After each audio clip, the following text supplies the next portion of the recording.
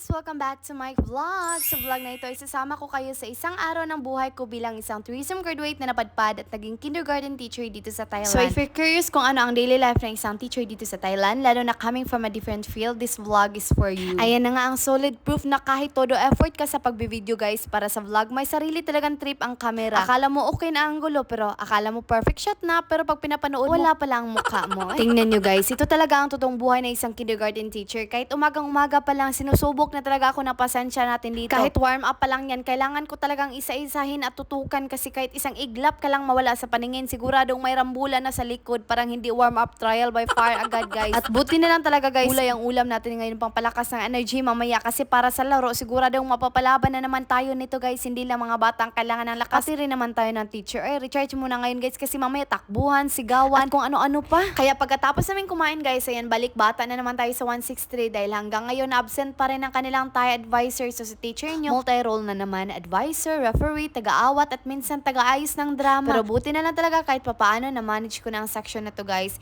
Hindi man perfect, may konting ingay, may konting takbuhan, may konting teacher every 5 seconds. Pero masasabi ko talagang okay na to, pasado na to. At the end of the day, wala talagang perfectong araw sa kindergarten. Pero kung nakauwi kang buo ang pasensya at buhay ang sense of humor mo, successful day na yan bilang teacher para sa akin. At ayan, pinapanood ko na rin pala sila ng cartoon bago matulog guys kasi yan din naman talaga ang simpleng kasiyahan ng mga bata. Kahit ilang minuto lang, biglang tahimik, biglang behave. Syempre, sino ba namang hindi gaganahan yan? Magic ng cartoon na yan. From rambulan guys to sleepy mode. So ganito mga moments mo talaga ma-realize na hindi kailangan ng bonggang bagay para masaya sila. At lumabas muna ako saglit habang nanonood pa sila ng cartoon kasi sure kung wala ang mga rambulan doong magaganap guys. Busy silang lahat, tutok sa screen, perfect timing ding tumawag si Ryder. At deserve ko naman siguro makatanggap ng ganito guys kahit sa maliit na halaga, no? Kahit konti lang, feeling achievement ko na talaga, parang small reward sa aking sarili. At ayan guys, pagkatapos ko palang kinuha yung mga parcel, samahan niyo ako mag-unbox nito. Excited na talaga akong tingnan kung ano ang laman. Kasi nga kahit maliit na bagay, instant happiness ko na talaga to. Ang unang parcel na bubuksan natin guys ay shade pala at grabe, nagkakahalaga lang na naman ng 22 baht, 'di ba bongga? Hindi kayo nagkakamali guys, 22 baht lang talaga, kahit mura lang, ang ganda talaga ng quality. Umorder talaga ako nito guys kasi yung dati kong shade nasira na talaga. Nakakatawa pa kasi yung una kong shade na bili ko pa noong OJT pa ako sa Cebu. Last 2023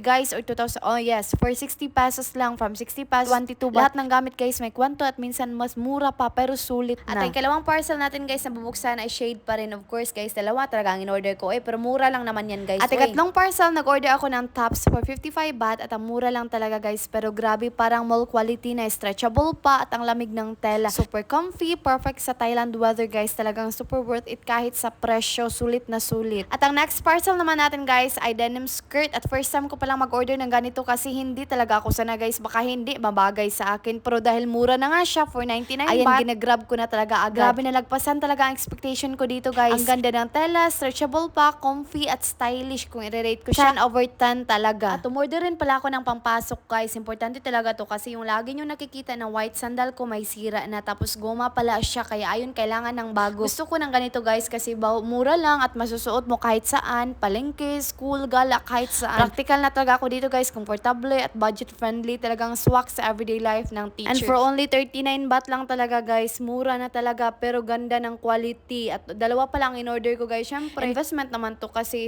para sa school ba at para sa work. Bahala na talaga kayo mag-judge sa aking paa dahil angkol talaga tayo ng paa dito.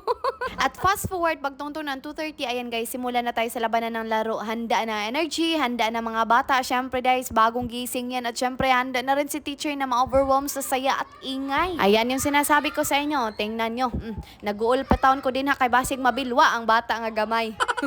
Pero happy naman siya kasi nag-ambak-ambak naman yan. Tingnan nyo guys, hindi talaga ako mapakali kay Gabi talaga yung tawa ko dito na para bang agoy. Naku. Kanina nag-dragon mode talaga ako guys, pero ngayon grabe ang tawa ko sa laro namin, parang buong araw mo inaantay ang moment na itong rambulan, kulitan. At pauwi na pala tayo ngayon guys, at thank you Lord sa isang successful day kahit wala akong tutor today kasi nagkasakit ang bata, pero sa kabila nito, happy kami at feeling ko fulfilled talaga ang araw ko bilang teacher. Sulit na lahat, grabe, ganito talaga ang buhay kindergarten teacher, challenging, nakakatawa pero rewarding sa huli. And thank you for watching guys and see you in my next mini vlog.